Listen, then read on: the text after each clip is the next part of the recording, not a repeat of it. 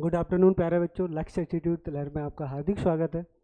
यानी previous lecture में जो हमने पढ़ा था उसी के आगे से कंटिन्यू करते हैं। और हमने क्या क्या पढ़ा था, क्लास 12th की फिजिक्स के बारे में पहली यूनिट हमने शुरू की थी स्थिर वैद्युत के बारे में। ठीक है, उसको एक बार रिवाइज कर लेते हैं कि हमने क्या क्या पढ़ा था। ठीक है, फिर उसी के आगे से कंटिन्यू करते हैं। सबसे पहले हमने क्लास 12th के जो यूनिट फर्स्ट है वो शुरू की थी। उसका नाम क्या था भाई? स्थिर वैद्युत की था। ठीक है, क्या था? स्थिर वैद्युत की। ठीक है, जिसे क्या कह देते हैं इंग्लिश में? इलेक्ट्रोस्टैटिक्स। ठीक है, जिसे इंग्लिश में कह देते हैं इलेक्ट्रोस्टैटिक्स। ठीक है, इसमें सबसे पहले हमने बात की थी कि स्थिर वैद्युत की होती क्या है। ठीक है, हमने इसमें क्या पढ़ा था कि स्थिर वैद्युत की होती क्या है। सबसे पहले हमने पढ़ा था स्थिर वैद्युत की।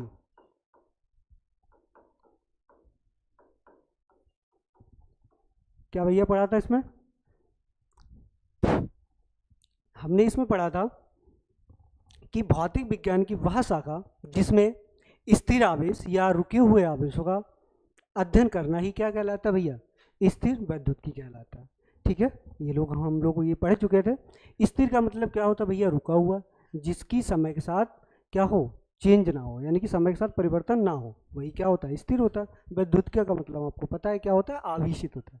ठीक है, तो हमने क्या कहा था कि भौतिक विज्ञान की वह शाखा जिसमें स्थिर आवेश या रुके हुए आवेशों का अध्ययन किया जाता है स्थिर वैद्युत की कहलाता है। ठीक है, इसके बाद में हमने पढ़ा था भाई, क्या पढ़ा था कि वैद्युत आवेश के बारे में। क्या होता है वैद्युत आवेश? वैद्युत आवेश। ठीक है, क्या पढ़ा था भैया? वैद्युत आवेश, जिसे कहते हैं इलेक्ट्रिक चार्ज।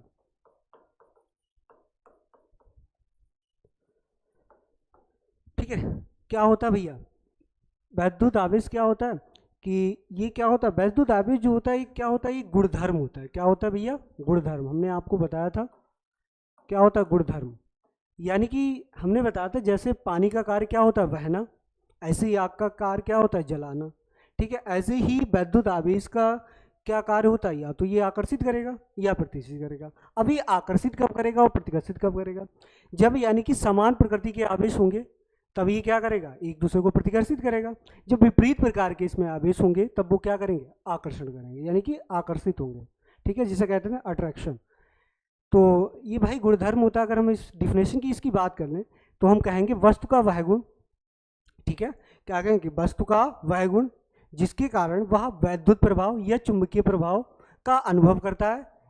ठीक है, तो वो क्या कहलाता है? वैद्युत आवेश कहलाता है। या इसको ऐसे भी कह सकते हैं कि वस्तु का वह गुण जिसके कारण वह वैद्युत प्रभाव या चुंबकीय प्रभाव उत्पन्न करता है या उसका अनुभव करता है, क्या कहलाता है?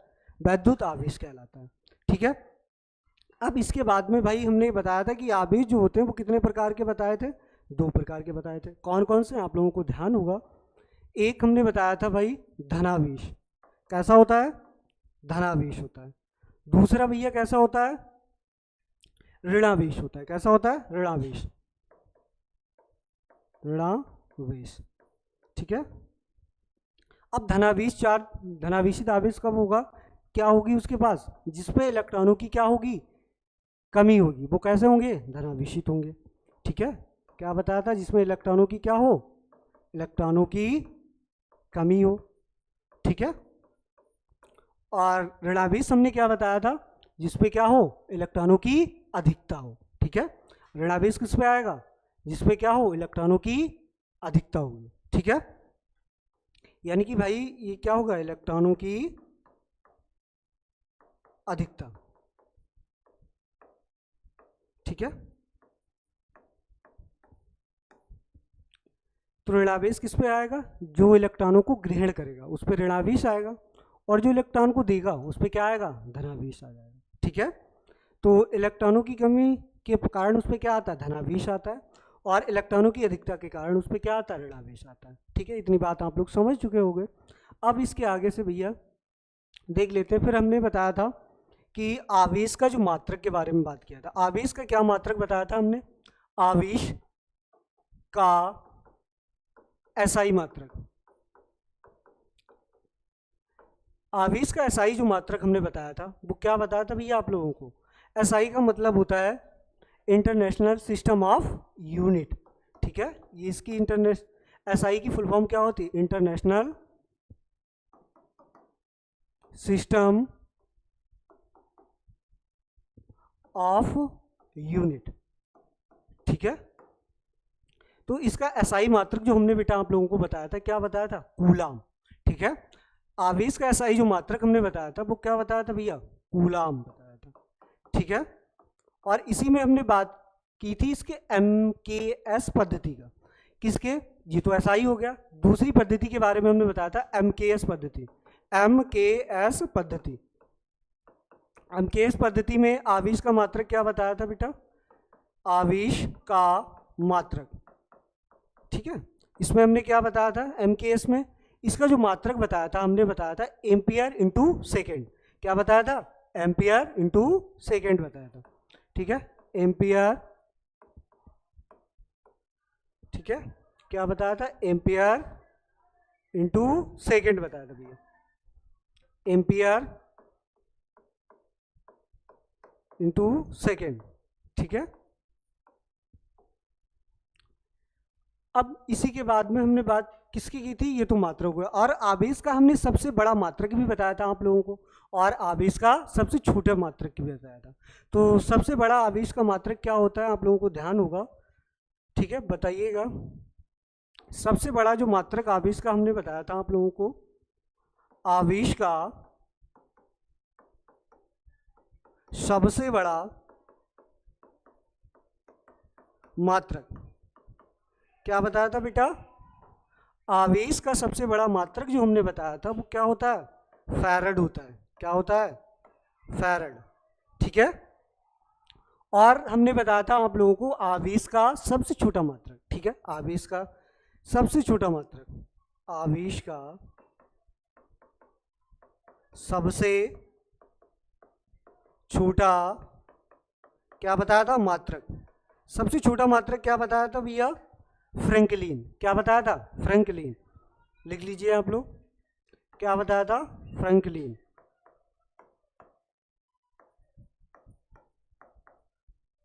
ठीक है, और इसके बाद में हमने क्या बताया था आप लोगों को? इसकी बीमा भी बताई थी। क्या होती है बीमा भैया?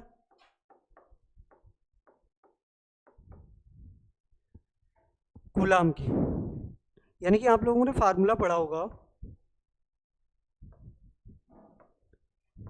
क्यू क्या होता? आवेश, और आई क्या होती? धारा, और इंटू टी। ठीक है, तो आप क्या कहोगे भैया? क्यू क्या होता है? आवेश होता है। आई क्या होती भैया? धारा होती। टी क्या होता है? उसमें समय होता है, कितने समय में कितनी धारा प्रवाहित हो रही है। ठीक है, तो यहां से क्या हो जाएगा? यानी कि आई यानी धारा का मान, धारा की बीमा जो होती है वो ए होती है, और टी यानी कि समय की बीमा टी होती है। तो यहाँ से क्यू आवेश जो आएगा वो क्या आएगा? A T. तो ये किसकी बीमा हो जाएगी भैया? A T. ठीक है, ये अब इसकी बीमा हो जाएगी। अब इसी के आगे हमने नोट आपको बताए थे, जैसे इलेक्ट्रॉन पर आवेश कितना होता है? माइनस ई होता है, यानी कि -1.6 गुणा 10 की पावर -19 कूलम। ठीक है, ऐसे ही हमने प्रोटॉन के ऊपर बताया था कितना चार्ज होता है, उस पर कितना होता है? प्लस ई होता है। ठीक है, प्लस ई किस पे होता है? प्रोटॉन के ऊपर, प्रोटॉन के ऊपर। और इसकी वैल्यू कितनी होती है भैया? 1.6 गुणा 10⁻⁹ कूलम। ठीक है, और ऐसे ही अगर इलेक्ट्रॉन है तो इलेक्ट्रॉन पर कितनी होगी? यहाँ पे माइनस हो जाएगी इलेक्ट्रॉन पर। ठीक है, इसी के बाद में हमने बात की थी मास ऑफ इलेक्ट्रॉन, यानी कि इलेक्ट्रॉन के ऊपर जो मास होता है, जो भार, उसका क्या होता है? द्रव्यमान। इलेक्ट्रॉन पर जो उसका मान होता है वो कितना बताया था? 9.1 गुणा 10⁻31 किलोग्राम। ठीक है, 31। अब इस पर हमने बताया था मास ऑफ प्रोटॉन 1.67 गुणा 10⁻⁻27 किलोग्राम। ठीक है, इतनी चीज़ें। अब इसी के बाद में आप हेडिंग डाल लीजिए, क्या इसी के आगे से कंटिन्यू मूल आवेश। क्या डालेंगे? मूल आवेश। ठीक है, मूल आवेश। मूल आवेश को क्या कहते हैं भैया? एलिमेंट्री चार्ज, ठीक है, क्या कहते हैं, एलिमेंट्री चार्ज, ठीक है। तो भैया मूल आवेश क्या होता है, मूल आवेश की बात करते हैं, यानी कि एलिमेंट्री चार्ज क्या होता है। देखो, किसी आवेशित वस्तु पर आवेश की जो न्यूनतम मात्रा होगी, किसी भी वस्तु पर आवेश की न्यूनतम मात्रा को क्या कह देंगे, मूल आवेश कह देंगे, ठीक है। मैंने क्या बोला, किसी वस्तु पर आवेश की न्यूनतम मात्रा को मूल आवेश कहते हैं, ठीक है, जो हमने बोला है। और इसे किससे प्रदर्शित करते हैं, ई से प्रदर्शित करते हैं, ठीक है, जो हमने बोला है वही लिख लेना है आपको। क्या बोला है भैया, कि किसी, ठीक है, क्या बोला है, किसी आवेशित, किसी आवेशित वस्तु पर आवेश की, क्या, आवेश की न्यूनतम मात्रा को, न्यूनतम मात्रा को मूल आवेश कहते हैं, मूल आवेश कहते हैं, ठीक है। क्या कहते हैं भैया, मैंने क्या होता है, मूल आवेश, मूल आवेश क्या होता है, किसी वस्तु पर, किसी आवेशित वस्तु पर आवेश की जो न्यूनतम मात्रा होगी वो कहलाएगी मूल आवेश ही कहलाएगा। और इसमें क्या होगा, मैंने क्या लिखा भैया, किसी आवेशित वस्तु पर आवेश की न्यूनतम मात्रा को मूल आवेश कहते हैं। और इसे किससे प्रदर्शित करते हैं भैया, स्मॉल ई से प्रदर्शित करते हैं, तथा इसे क्या करते हैं, स्मॉल ई, ठीक है, स्मॉल ई से क्या करते हैं भैया, प्रदर्शित करते हैं, ठीक है, प्रदर्शित करते हैं, ठीक है, ठीक है। किसी भी आवेशित पद पर जो आवेश की न्यूनतम मात्रा होगी वही क्या कहलाएगी, मूल आवेश कहलाएगी। और इसे किससे प्रदर्शित करते हैं, ई से प्रदर्शित करते हैं। अब इसी के आगे भैया डाल लो आवेश का क्वांटीकरण, ठीक है, क्या कहेंगे, आवेश का क्वांटीकरण, आवेश का क्वांटीकरण,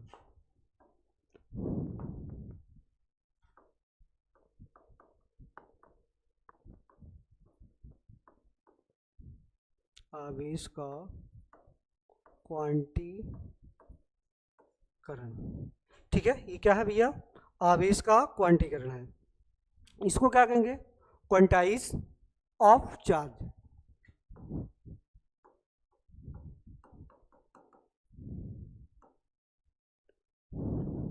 ऑफ चार्ज कह देंगे, ठीक है, क्वांटीकरण है, क्वांटाइज ऑफ चार्ज। अब आवेश का क्वांटीकरण क्या होगा भाई, आवेश का क्वांटीकरण के बारे में, यानी कि ये क्या होता है, किसी आवेशित वस्तु, ठीक है, क्या होगी, कतई सेम जैसे हमने लिखा है मूल आवेश वैसे ही है। क्या है कि किसी आवेशित वस्तु पर, ठीक है, कुल आवेश, ठीक है, कुल आवेश जो होगा, किसी भी आवेशित वस्तु पर आवेश का कुल मान मूल आवेश ई का क्या होगा, पूर्ण गुणज होगा, ठीक है। मैंने क्या बोला है, किसी आवेशित वस्तु पर आवेश का कुल मान मूल आवेश ई का क्या होगा, पूर्ण गुणज होता है। यही क्या कहलाता है, यही आवेश का क्वांटीकरण कहलाता है, ठीक है। मैंने क्या बोला, किसी आवेशित वस्तु पर आवेश का कुल मान मूल आवेश ई का पूर्ण गुणज होता है, इसे ही आवेश का क्या कह देते हैं, क्वांटीकरण कह देते हैं, ठीक है। जो हमने बोला है उसी को लिखना है, ठीक है। हमने क्या बोला है, किसी आवेशित वस्तु पर आवेश का जो कुल मान होगा वो मूल आवेश ई का क्या होगा, पूर्ण गुणज होगा, ठीक है। इसी को भैया लिख लेते हैं हम लोग,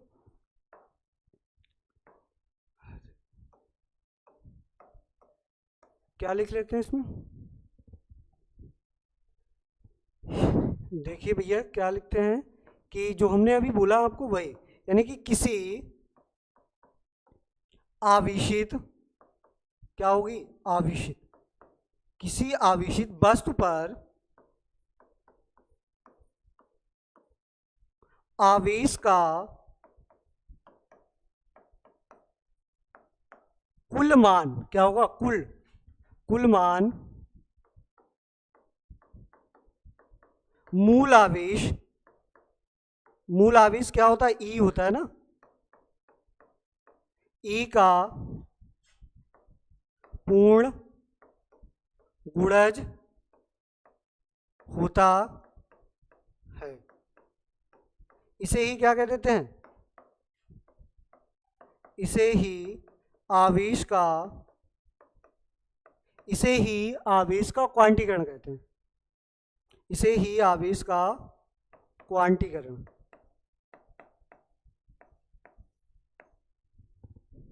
कहते हैं। क्वांटीकरण कहते हैं।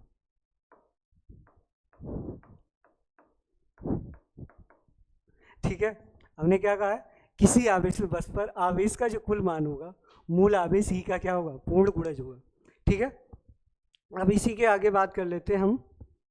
किसकी? ये तो समझ गए होंगे। आवेश का क्वांटीकरण क्या होता है? मैंने क्या बोला? किसी आवेश बस पर आवेश का जो कुल मान होगा वो मूल आवेश ही का क्या होगा? पूर्ण गुणज होगा। और इसे भैया कहा है, कैपिटल क्यू से प्रदर्शित कर देते हैं। क्यू बराबर होता है, क्यू बराबर क्या होता है? ऐसा लिख लीजिए, क्यू बराबर प्लस माइनस एन ई, या ऐसे क्यू की जगह पे कैसा क्यू लिख देते हैं? ऐसा लिख देते हैं क्यू।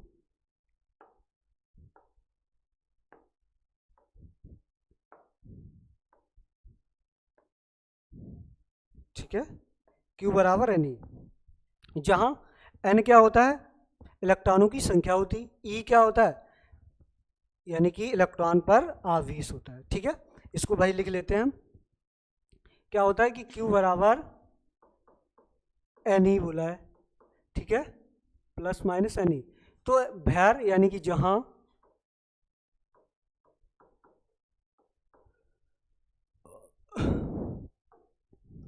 क्या है? एन जो है भैया इलेक्ट्रॉनों की क्या है? इलेक्ट्रॉनों की संख्या है। इलेक्ट्रॉनों की क्या है? संख्या है। और ई क्या है? इलेक्ट्रॉन पर आवेश है। ई क्या है? इलेक्ट्रॉन पर आवेश है। ठीक है, इलेक्ट्रॉन पर क्या है? आवेश है। अब इसी में हम नोट में लिख लेते हैं ऐसे, नोट जो एन होगा यहाँ पे, एन बराबर क्या भी होगा? कोई भी नंबर, 1 2 3 4 5 डेड, कोई भी नंबर हो सकता है। ठीक है, अब इसी को हम क्या कहते हैं? यानी कि किसी भी वस्तु पर आवेश जो होगा, ई 2e 3 4e 5e dead N E तक हो सकता है। और यानी कि किसी वस्तु पर ऐसा आवेश नहीं होगा कि वो फ्रैक्शन फॉर्म में हो, यानी कि भिन्न के रूप में हो। ठीक है, किसी भी वस्तु पर जो आवेश होता है वो भिन्न के रूप में नहीं हो सकता है। ये चीज आप ध्यान रखिएगा। जैसे मैं आपको लिखा दे रहा हूं कि ऐसे लिख लीजिए कि किसी, ऐसे लिखिए अतः, ऐसे अतः किसी भी वस्तु पर आवेश जो होगा वो क्या होगा? या तो ई होगा भैया, या प्लस माइनस 2e हो सकता है, या प्लस माइनस 3e हो सकता है, या प्लस माइनस 4e हो सकता है, कॉमा प्लस माइनस डेट करके हम दिखा देते हैं कि कुछ भी हो सकता है। बस क्या नहीं होगा? अब लिखेंगे परंतु, ऐसे लिख लीजिए, या इसी में ऐसे बढ़ा दीजिए कि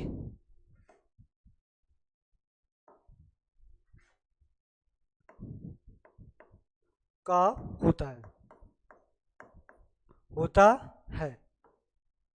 ठीक है, परंतु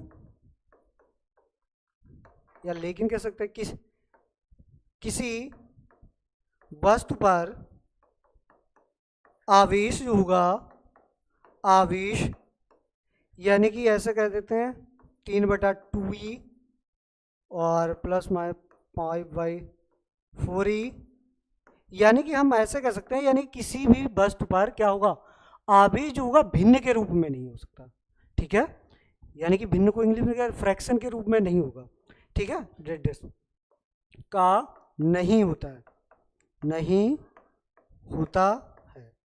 ठीक है, यानी कि ये क्या है? ये भैया 3/2 जो लिखी है वो क्या है? एक भिन्न है, ठीक है, यानी कि किसी भी वस्तु पर जो होगी, जो भी आवेश होगा वो क्या होगा, भिन्न के रूप में नहीं होगा, फ्रैक्शन के रूप में नहीं होगा। ठीक है, तो आप इतनी बात समझ गए होंगे, यानी किसी भी वस्तु पर जो आवेश होगा वो ई 2e 3 4e डेड डेज तक हो सकता है, एनी तक हो सकता है, लेकिन किसी भी वस्तु पर आवेश जो है भिन्न के रूप में नहीं हो सकता है। ठीक है, आप कह दो कि 0.25 इतना आवेश होगा, ऐसे नहीं कह सकते हैं कि, यानी कि भिन्न के रूप में नहीं होगा, या कहते हैं 0.03545 इतना होगा, ऐसे नहीं कह सकते। ठीक है, ये क्या है, आवेश का क्वांटीकरण हमने बताया है। ठीक है, इसी के आगे भैया चलते हैं, इसके आगे आप हेडिंग डाल लीजिए, घर्षण द्वारा आवेशन। ठीक है, क्या है, घर्षण द्वारा आवेशन। ठीक है, क्या है, घर्षण द्वारा आवेशन। घर्षण द्वारा आवेशन क्या होता है भैया, फ्रैक्शन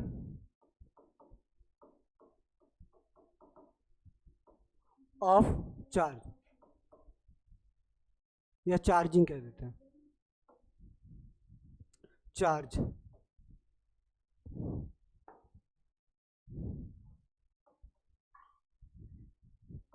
ठीक है, यानी घर्षण द्वारा आवेशन। अब भाई घर्षण द्वारा आवेशन कैसे होता है, ठीक है, जब हम दो वस्तुओं को क्या करते हैं, आपस में रगड़ते हैं, ठीक है, तो क्या होता है, एक वस्तु से इलेक्ट्रॉन निकलना शुरू कर देते हैं, वो किसमें, यानी कि जिस वस्तु से इलेक्ट्रॉन निकलते हैं उस पर क्या आता है भैया, धनावेश चार्ज आता है, और जिस वस्तु में जाते हैं उस पर क्या आता है, ऋणावेश आता है। और घर्षण द्वारा आवेशन यही कहलाता है कि अगर हम दो वस्तुओं को लो और उन्हें क्या करें, आपस में रगड़ें, तो रगड़ने पर क्या होता है, एक वस्तु से इलेक्ट्रॉन निकलते हैं, और जिस वस्तु से इलेक्ट्रॉन निकलेंगे उस पर क्या आएगा भैया, धनावेश आएगा, यानी कि वो वस्तु क्या हो जाएगी, धनावेशित हो जाएगी।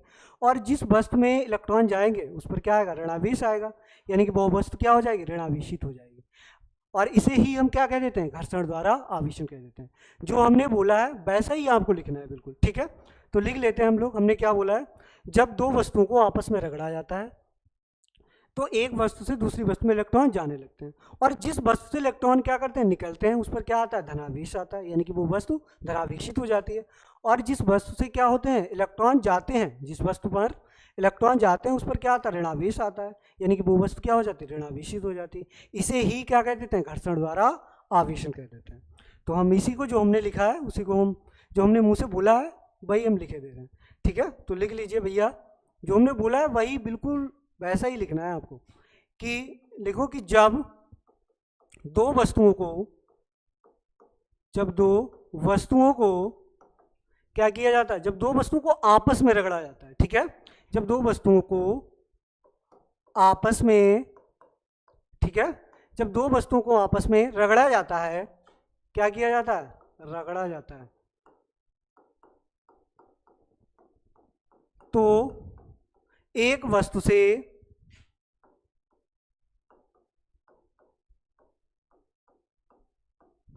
इलेक्ट्रॉन दूसरी वस्तु में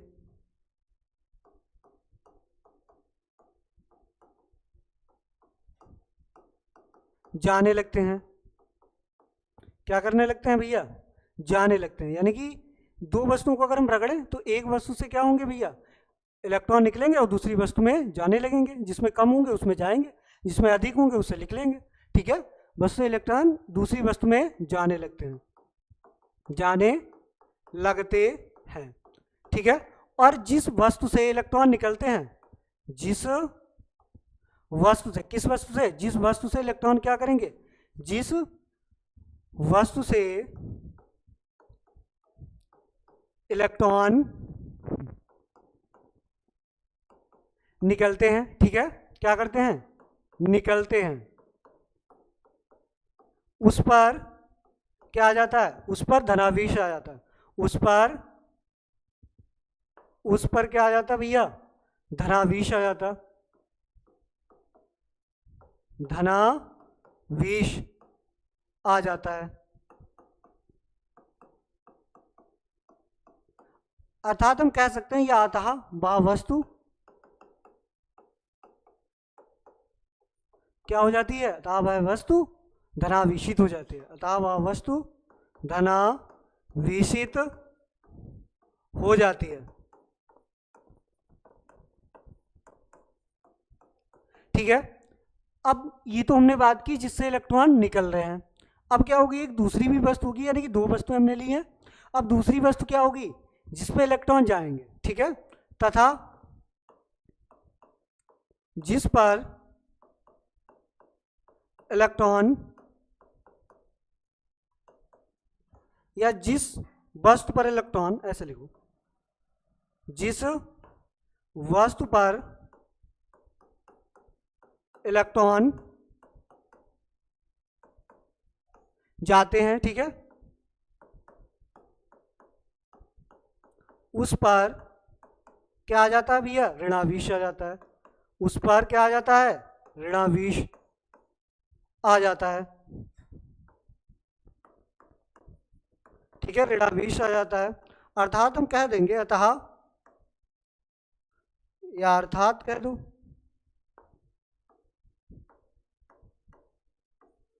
वह वस्तु, अर्थात वह वस्तु क्या हो जाती है,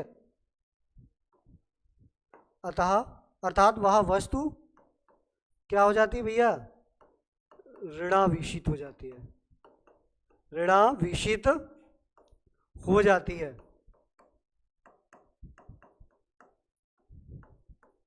इसे ही क्या कह देते हैं भैया, इसे ही घर्षण द्वारा, इसे ही घर्षण द्वारा आवेशन कहते हैं। ठीक है, कहते हैं। हमने क्या बोला भैया, जब दो वस्तुओं को हम आपस में रगड़ेंगे तो उनमें क्या होंगे भैया, इलेक्ट्रॉन उत्सर्जित होंगे। यानी कि अब दो वस्तु हैं, एक में तो इलेक्ट्रॉन ज़्यादा होंगे, एक में कम होंगे। अब भाई ज़्यादा में से कम वाले में जाएंगे, कम वस्तु वाले में, यानी कि जिससे इलेक्ट्रॉन निकलेंगे उस पर क्या आएगा, धनावेश आएगा, यानी कि वह वस्तु क्या हो जाएगी, धनावेशित हो जाएगी। अर्थात हम कहें, और जिस वस्तु में इलेक्ट्रॉन जाएंगे उस पर क्या आएगा, ऋणावेश आएगा, यानी कि वह वस्तु क्या हो जाएगी, ऋणावेशित हो जाएगी। और इसे ही हम क्या कह देते हैं भैया, घर्षण द्वारा आवेशन कह देते हैं। और जो हमने बोला है भाई भैया लिखा है, देख लो, जब दो वस्तुओं को आपस में क्या करते हैं भैया, रगड़ते हैं, रगड़ा जाता है, तो एक वस्तु से इलेक्ट्रॉन क्या करते हैं, दूसरी वस्तु में जाने लगते हैं। और जिस वस्तु से इलेक्ट्रॉन निकलते हैं उस पर क्या आता है, धनावेश आ जाता है, अतः वह वस्तु क्या हो जाती है, धनावेशित हो जाती है। और जिस वस्तु पर इलेक्ट्रॉन जाते हैं उस पर क्या आता है, ऋणावेश आता है, यानी कि वह, अर्थात वह वस्तु क्या हो जाए, ऋणावेशित हो जाती है। इसे ही क्या कह देते हैं, घर्षण द्वारा आवेशन कह देते हैं। ठीक है, तो आप इतनी बात समझ गए होंगे कि घर्षण द्वारा आवेशन क्या होता है, कि जब दो वस्तुओं को हम लें और उन्हें क्या करें, आपस में रगड़ें, तो भैया क्या होगा, इलेक्ट्रॉनों को उत्सर्जन होगा, यानी कि आवेशित होंगी, आवेशित होंगी तो उसमें क्या होंगे, इलेक्ट्रॉन उत्सर्जित होंगे। अब जिसमें से उत्सर्जित होंगे भैया, तो एक वस्तु में क्या होंगे, ज़्यादा होंगे, किसी में कम होंगे। अब जिसमें ज़्यादा होंगे उससे इलेक्ट्रॉन निकलना शुरू कर देंगे। ठीक है, और जिससे निकलेंगे उस पर क्या आएगा भैया, धनावेश आएगा, यानी कि वह वस्तु धनावेशित हो जाएगी। और जिस वस्तु पर जाएंगे उस पर ऋणावेश आएगा, यानी कि वो वस्तु ऋणावेशित हो जाएगी। इसी हम क्या कह देते हैं भैया, घर्षण द्वारा आवेशन कह देते हैं, फ्रैक्शन ऑफ चार्ज। ठीक है, आप समझ गए होंगे। इसके बाद में हम बात कर लेते हैं भैया, क्या कर लेते हैं, आवेश, यानी कि वैद्युत आवेश संरक्षण का नियम। क्या कर देते हैं, वैद्युत आवेश संरक्षण का नियम। ठीक है, अब बात कर लेते हैं भैया वैद्युत आवेश संरक्षण का नियम।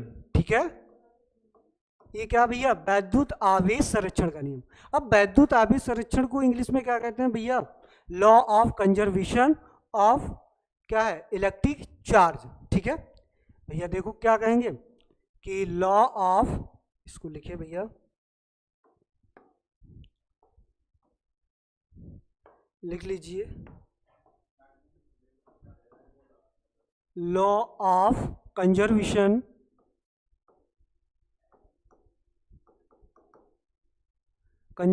ऑफ इलेक्ट्रिक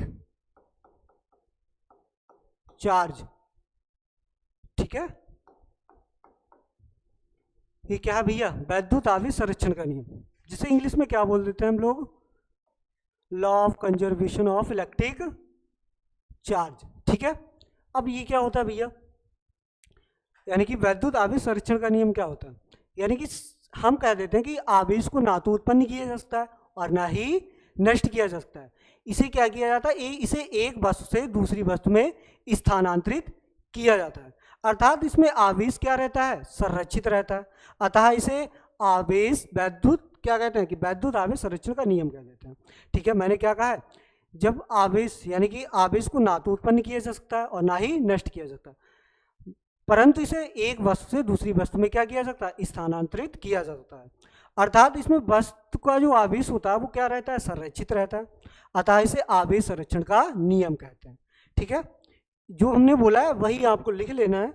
ठीक है, मैंने क्या बोला है कि आवेश को ना तो भैया उत्पन्न किया जा सकता है और ना ही नष्ट किया जा सकता है, परंतु इसे एक वस्तु से दूसरी वस्तु पर स्थानांतरित किया जाता है, अर्थात इसमें आवेश जो होता है वो संरक्षित रहता है। इसे ही आवेश संरक्षण का नियम कह देते हैं। ठीक है, जो हमने बोला है भैया वही लिख लेना है आपको। चलिए लिख लेते हैं भाई, क्या मैंने बोला है कि आवेश को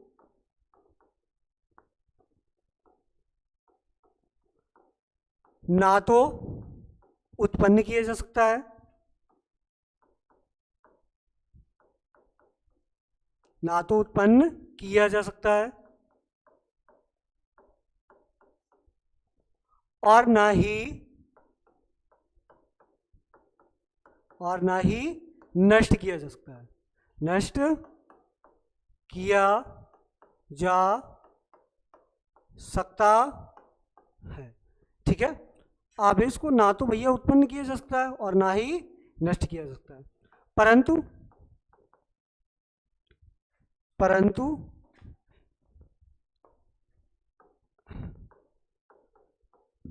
इसे एक वस्तु से दूसरी वस्तु में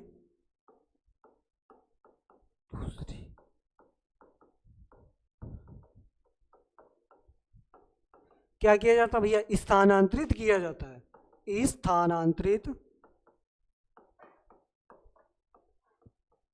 किया जाता है, किया जा सकता है।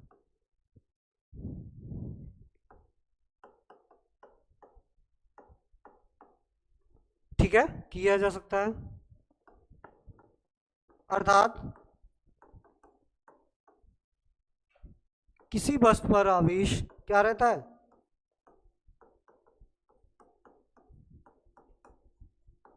आवेश क्या रहता है भैया, संरक्षित रहता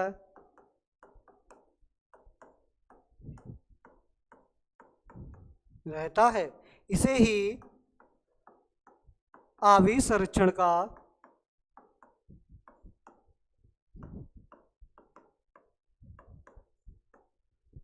नियम कह देते हैं, नियम कहते हैं। ठीक है भैया, हमने क्या लिखा, law of conservation of electric charge, यानी कि वैद्युत आवेश संरक्षण का नियम क्या होता है, आवेश को ना तो भैया उत्पन्न किया जा सकता है और ना ही इसे नष्ट किया जा सकता है, परंतु इसे एक वस्तु से दूसरी वस्तु में क्या किया जा सकता है, स्थानांतरित किया जाता है।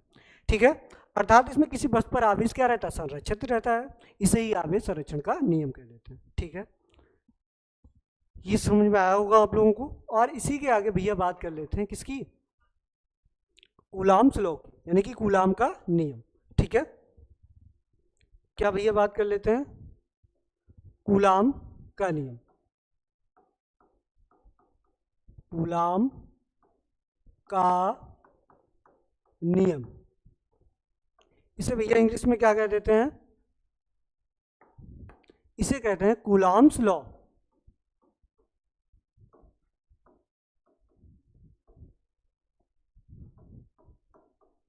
ठीक है, ये क्या होता है, कूलाम्स लॉ। अब ये कूलाम्स का नियम जो है, कूलाम्स लॉ कब दिया गया था, ये भैया कब दिया गया था, 1785 में ये दिया गया था।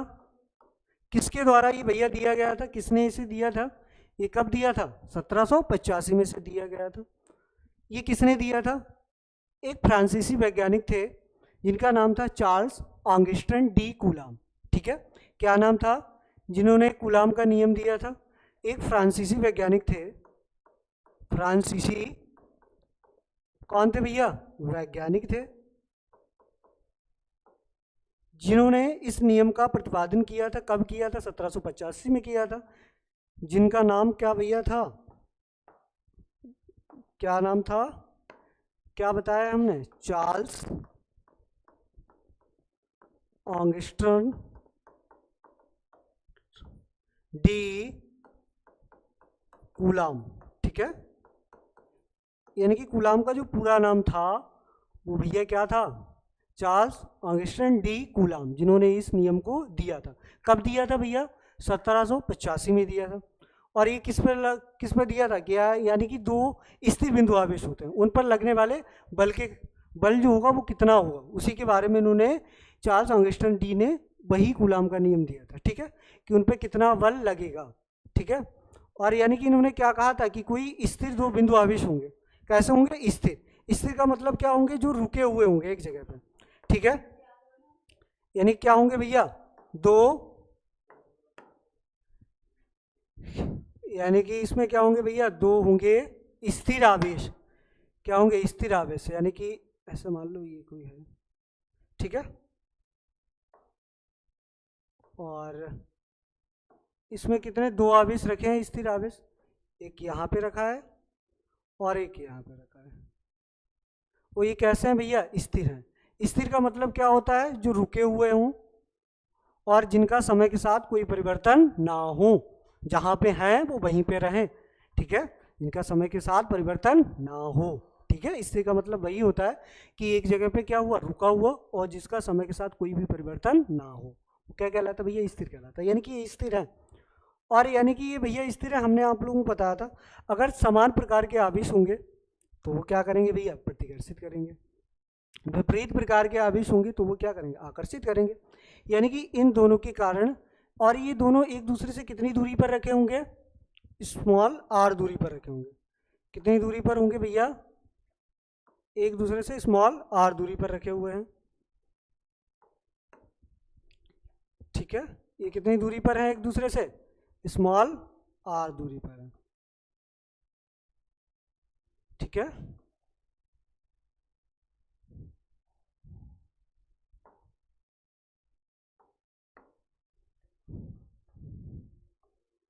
ठीक है, इनके कारण एक बल इनमें लगेगा F, जिसे क्या कहते हैं? वैद्युत बल। ठीक है, तो हम इस नियम के बारे में क्या कहेंगे कि किन्हीं दो स्थिर आवेश के मध्य लगने वाला ये F जो होगा, ये क्या होगा भैया? बल होगा, वैद्युत बल। यानी कि किन्हीं दो स्थिर बिंदु आवेशों के मध्य लगने वाला वैद्युत बल क्या होगा? दोनों आवेशों के गुणनफल के अनुक्रमानुपाती तथा उनके बीच की दूरी के वर्ग के व्युत्क्रमानुपाती होता है। ठीक है, तो हमने जो बोला है भैया वही आपको लिख लेना है। क्या बोला है? कि किन्हीं दो, कैसे हैं? स्थिर। स्थिर का मतलब रुका हुआ, जिन्हें समय के साथ कोई परिवर्तन ना हो। किन्हीं दो स्थिर बिंदु आवेश, ठीक है, किन्हीं दो स्थिर बिंदु आवेश, या यहां पे कहते हैं भैया आवेशों के मध्य, किन्हीं दो स्थिर बिंदु आवेशों के मध्य लगने वाला, क्या है ये? मध्य लगने वाला क्या होता है? वैद्युत बल। लगने वाला क्या होता है? वैद्युत बल। ठीक है, किन्हीं दो स्थिर बिंदु आवेशों के मध्य लगने वाला वैद्युत बल दोनों आवेशों के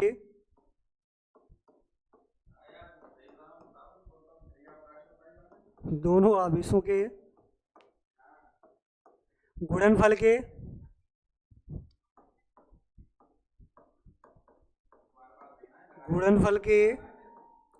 अनुक्रमानुपाती, ठीक है, अनुक्रमानुपाती तथा उनके बीच की दूरी के वर्ग के व्युत्क्रमानुपाती होता है। ठीक है, मैंने क्या बोला भैया, किन्हीं दो स्थिर बिंदु आवेशों के मध्य लगने वाला वैद्युत बल F दोनों आवेशों के गुणनफल के अनुक्रमानुपाती तथा उनके बीच की दूरी के वर्ग के व्युत्क्रमानुपाती होता है। ठीक है, अब यानी कि भैया दो आवेश में वैद्युत बल है, क्या होगा, दोनों के क्या होगा, अनुक्रमानुपाती, किसके, आवेशों के Q1 और Q2। ठीक है, अब क्या कह रहा है, बीच की क्या है, दूरी, दूरी कितनी है भैया, R, R के क्या होगा, व्युत्क्रमानुपाती, और कैसा होगा, वर्ग के। ठीक है, यहाँ पे वर्ग भी तो है, वर्ग यानी कि स्क्वायर लगा देंगे। ठीक है, अगर हम यहाँ से भैया लिखें F अनुक्रमानुपाती Q1 Q2 बटे R स्क्वायर। ठीक है, अगर हम अनुक्रमानुपाती का साइन हटाएंगे तो क्या लेंगे, यानी कि ऐसे हम कह सकते हैं कि यदि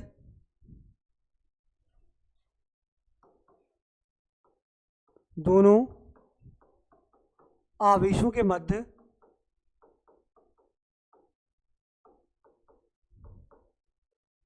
क्या निर्वात या वायु हो तो हो तब, ऐसे लिख लो,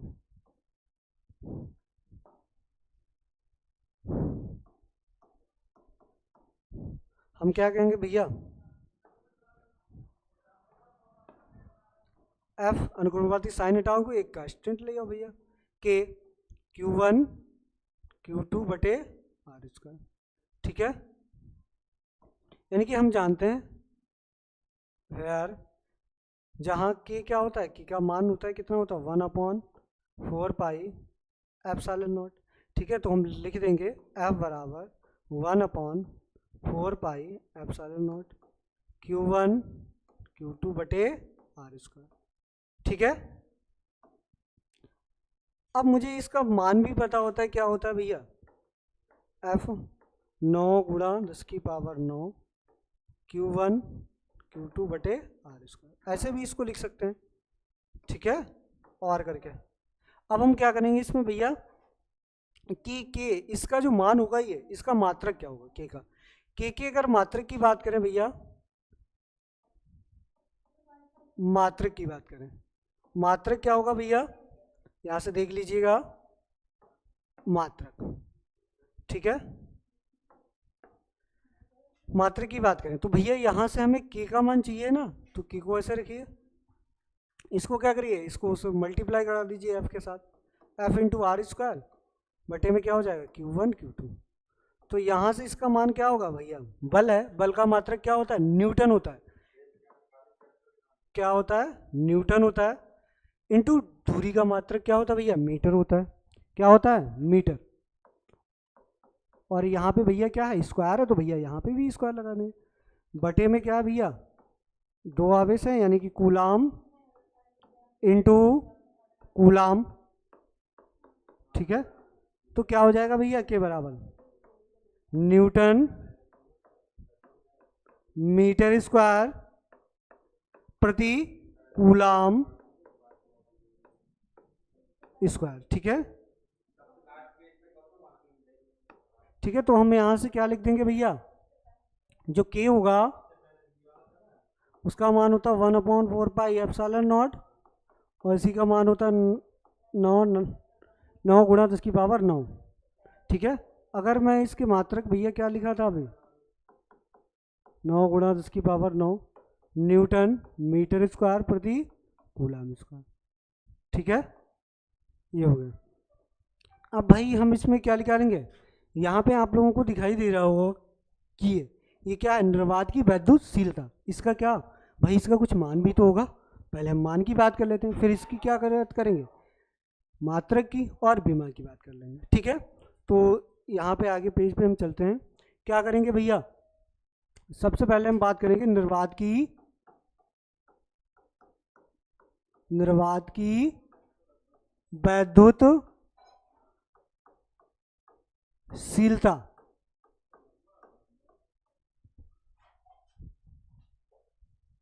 निर्वात की वैद्युतशीलता एप्सिलॉन नॉट का मान।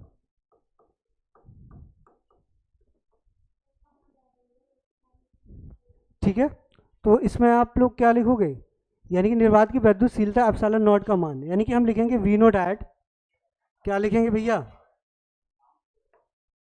We note eight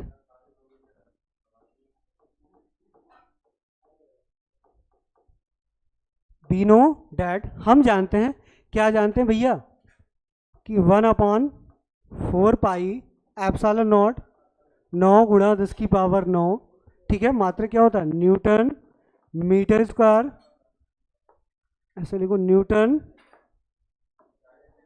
into metre square प्रति कूलम स्क्वायर। ठीक है, तो मैं ये निर्वात की वैद्युतशीलता एप्सिलॉन नॉट का मान निकालूंगा, तो मैं इसको क्या रखूंगा, यहाँ से ऐसे लिखो एप्सिलॉन नॉट, और इसको कहाँ भेज दो, बटे में भेज दो, कि 9, यानी कि यहाँ से क्या हो जाएगा भैया, यहाँ से क्या हो जाएगा 4 पाई गुणा 9 गुणा 10⁻9, और ये मात्रक उधर जाके क्या हो जाएगा भैया, पलट जाएगा, यानी कि कूलम स्क्वायर और न्यूटन मीटर स्क्वायर।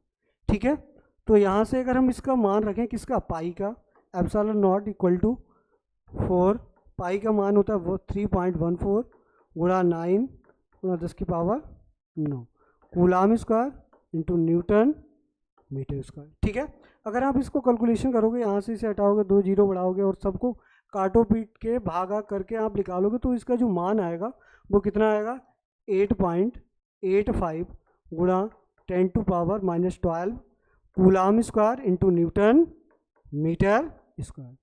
ठीक है, तो ये क्या हो गया भैया, मात्रक हो गया, क्या हो गया, इसका मान हो गया, किसका, एप्सिलॉन नॉट का। ठीक है, तो आज के लिए इतना रखते हैं। ठीक है, थैंक यू। ठीक है।